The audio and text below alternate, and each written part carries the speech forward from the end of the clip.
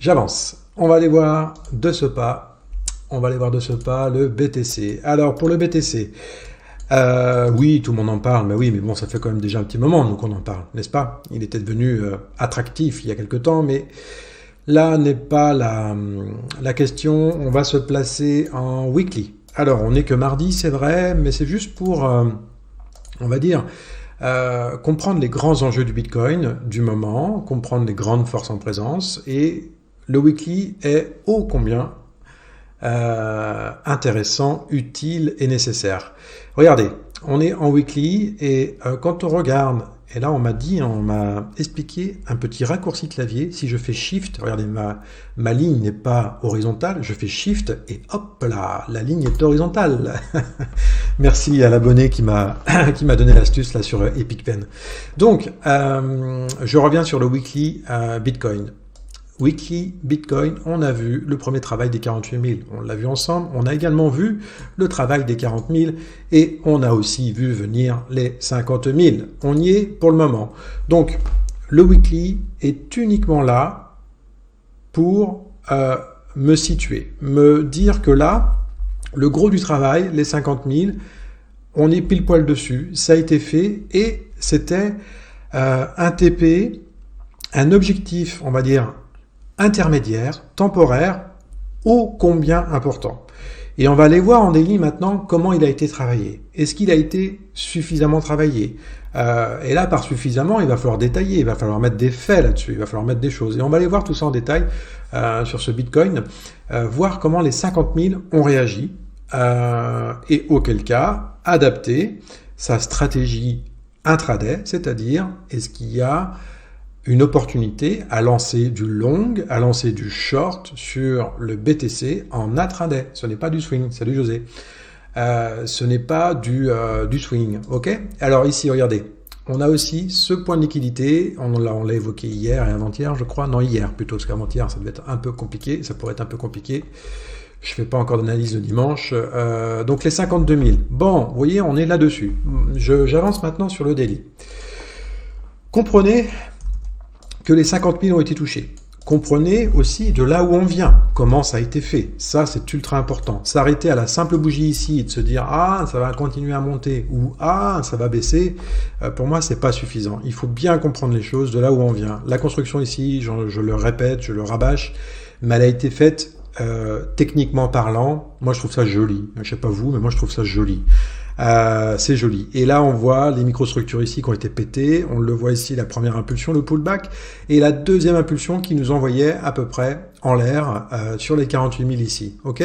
Bon, on l'a vu aussi. Les 48 000 étaient le plafond, entre guillemets, ou la zone de liquidité à venir travailler de nouveau avec en ligne les 50 000. Les 50 000 ont été touchés hier. On a aussi les 52 000 qui est un autre point de liquidité un peu plus haut. Donc là, sur les achats, j'ai envie de dire piano. Ouais, là, il faut y aller piano, parce que cette liquidité ici, elle a été largement travaillée. Les 50 000 dollars ont été tapés hier, cognés, et il faudrait même aller voir dans le détail exactement à combien on est allé les chercher. Alors, je vais vous dire ça de suite. On a fait du 50 328. Alors, autant dire qu'ils ont été littéralement explosés. C'est pour vous dire à quel point je suis le BTC en quotidien. Je ne savais même pas qu'il était monté jusqu'à 50 300. C'est pour vous dire.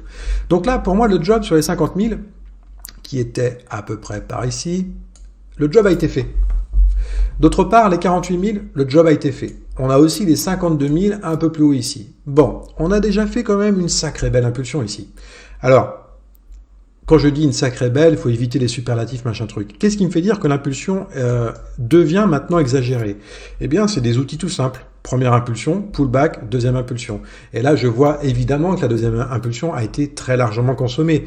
Mais le fait de la travailler encore et encore, acheteur sur ce BTC les jours précédents, c'était quelque chose qui allait au-delà de cette deuxième impulsion, mais quelque chose qui était dans la nature de ces marchés financiers que de venir travailler cette liquidité et de venir attirer comme par un aimant, si vous voulez, ces 50 000. Chose faite.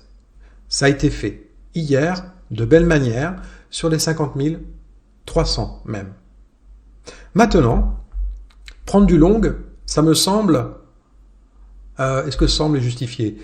Prendre du long, en termes de timing, pour moi, ce n'est pas adapté. Ce n'est pas le sens des choses, en fait. Là, pour retrouver du long sur le BTC, dans cette nature des marchés financiers, qui est constituée d'impulsion et de pullback, attention, un pullback ne veut pas dire que le marché va se retourner, va se renverser, c'est complètement faux, et tombez pas aussi dans le panneau, le marché est trop haut pour acheter. Ok? Là, c'est plus que ça. C'est même pas le marché est trop haut pour acheter, c'est simplement que le marché, dans sa belle impulsion ici, a fait ce que je voulais, pas ce que je voulais, ce que je techniquement m'attendais à voir. Reprise de la liquidité des 48 000 et des 50 000. Maintenant, dans cette logique-là, de belle impulsion, eh bien, je crois que le temps est venu. Alors, peut-être que ce soir, ça va faire du plus 10, du plus 20, peu importe. Mais pour me revoir longue sur le BTC, parce que là, il est bien question de retrouver un point d'achat sur le BTC, et non pas de le shorter. Pour le moment, je n'ai aucun signe de short. Mais l'achat, en termes de timing, daily, pour moi, n'est plus. Ce n'est pas le kéros. Le kéros, allez voir ce que ça veut dire. Ce n'est pas le moment opportun de lancer un long, vu de ma fenêtre, je ne suis pas conseiller financier, sur le BTC. Là, il est urgent d'attendre quoi? Il est urgent d'attendre que la nature de ce marché se mette en place. Et donc, de ce fait, qu'on revienne éventuellement tester les 48 000 qui ont été testés par le bas. On est venu se renifler une première fois. Et là, on est venu les casser, et pourquoi pas, sur l'épaisseur du trait, vous voyez ici, retester cette microstructure sur les 48 000, et en même temps, venir travailler, pardon, les 48 000 sont là, je vous ai dit une bêtise, là c'était un excès des 48 000, exactement, les 48 000 étaient ici, ça c'est un excès, voilà. Et donc, venir un peu sur cette épaisseur de trait, venir consolider, prendre de la liquidité peut-être un peu basse, en tout cas, venir appuyer, étayer, si c'est du costaud cette hausse, il faut qu'il y ait du pullback.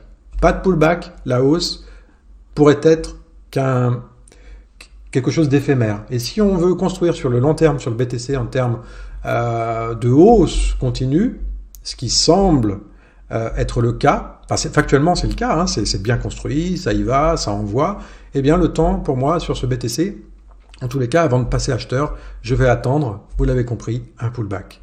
Et un pullback sur quoi? Soit sur cette structure ici, ok, avec mon grabouillis là, ou soit sur cette structure ici. En clair, il n'y a pas 36 000 points, j'en vois un ici, que je trouve relativement haut, voire trop haut, et éventuellement celui-ci. Donc oui, tout de suite, ça peut donner un peu le vertige, parce que ça fait quand même du 50 000 à 48 000,